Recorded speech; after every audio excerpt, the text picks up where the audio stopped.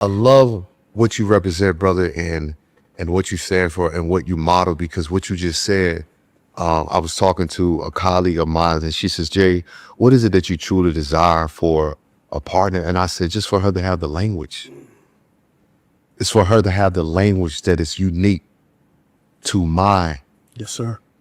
experience, to Come on my back, baby. spirit, to my soul, to Yes, my mind, to my calling." yes, sir. Because as a clinician, I never take my clinical or therapy hat. I don't go in there trying to therapize or clinicalize anybody. I go in open, and sometimes I've had to say to myself, that has often caused me to kind of be in situations that I'm like, I probably shouldn't be here, because as a clinician and even as a relationship strategist, there's a level of grace that we extend just because we have seen it all and heard it all, and we know. Yep. So I'm often extending grace in spaces, and not to say that it's not warranted, but in this space, am I able to take up space where I can say, man, I need this, Yes. and I'm trying to see if you have the capacity to give it. Yes, sir. Jay, there aren't a lot of men who are as honest as you are and honest as I am. And what I'm discovering, man, and this is not to take the conversation left, but Take it left, brother. we're dealing with a generation of women who are not ready for the men who they told to go heal. All right? You told me to go heal. You told me to go get therapy. And now I'm back and you're not ready to be accountable. That's a problem. You told me to heal. You said, Negro, you need therapy. You need to go get a mentor. You need to be around some brothers. I did all of that. And now you're not able to hold yourself accountable. Now we have a problem, because now I've got to drag you when you once dragged me. Where do we go from here, Dave? Home. The hell out of here. That's where we go. That's where we go.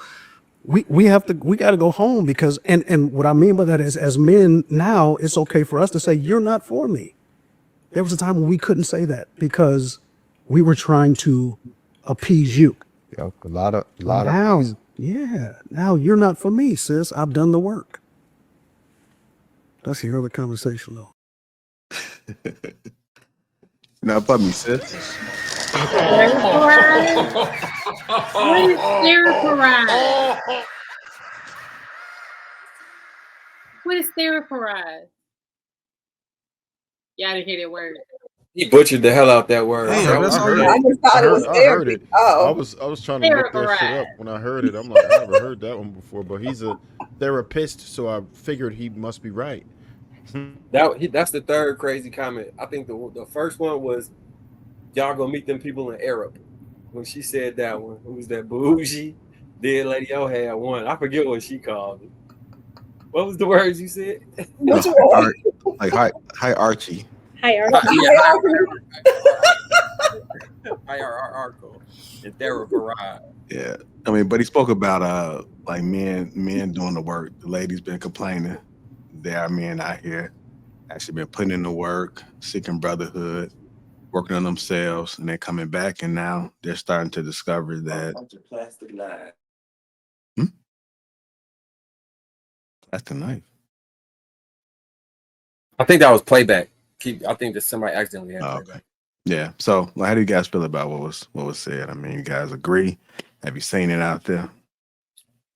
So it sounded to me like after they did the work to become emotionally in tune to express the way they're saying that women told them they wanted to have things expressed to them, they was running into women that wasn't healed per the definition that they were using, and they set boundaries, and the boundaries for the way they wanted to operate, those women could not abide by.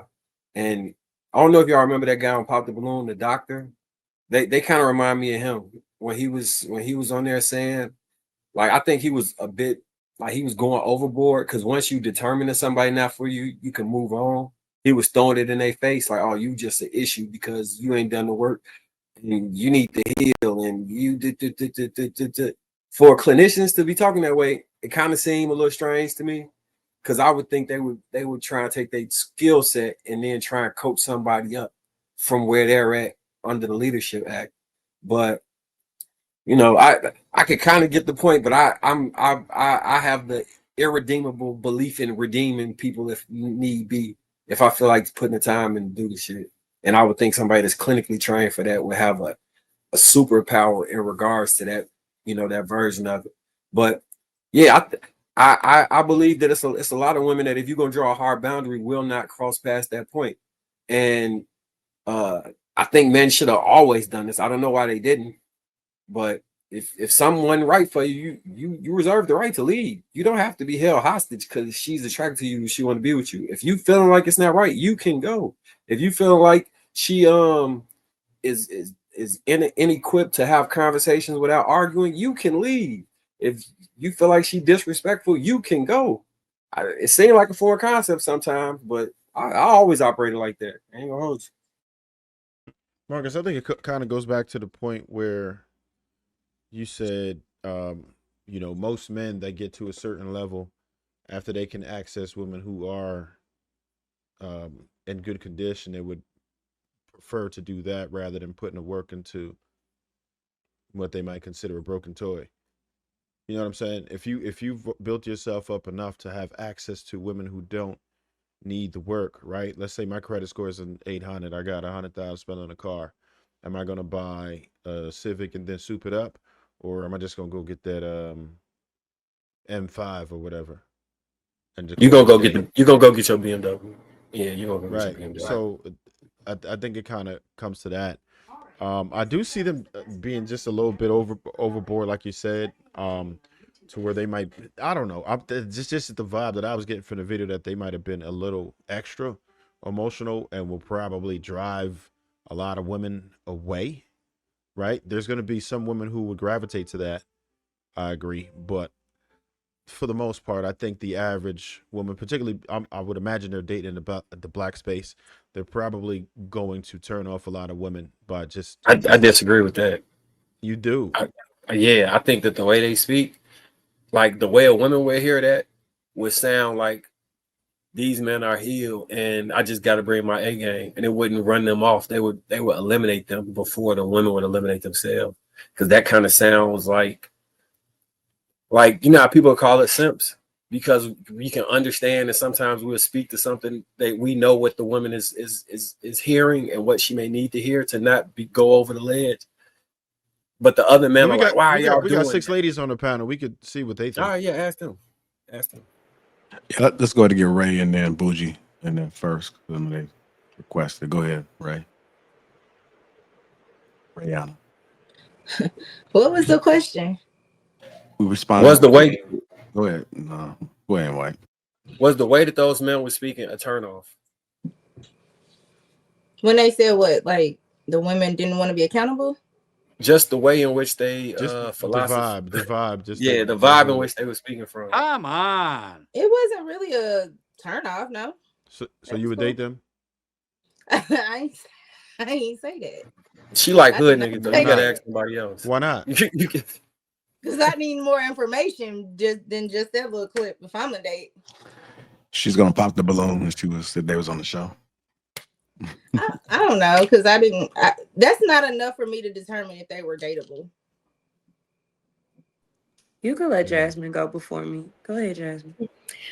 It's not that I wouldn't date them because they sound like that. It's more so I don't like fake therapist guys that just think they know everything and they try to therapize you all day, every day. Like they're like, oh, you need to heal on this, you need to heal on that. And it's just like, come on, like just because you watched a couple of podcasts and you think you know it now, like chill out, like you gotta relax. So I ran into too many of those, and they're just like they just sitting there with their little ascots talking all day, like, oh, you know, that's coming from your daddy issues, or that's coming from your healing. I'm like, listen, no, I've done my healing journey. I've basically I paid for actual therapists, like relax. Like, so it's just sometimes that gets really tiring and it's a little bit feminine, and I like very masculine men. So it is just, you know, that could come off a little feminine.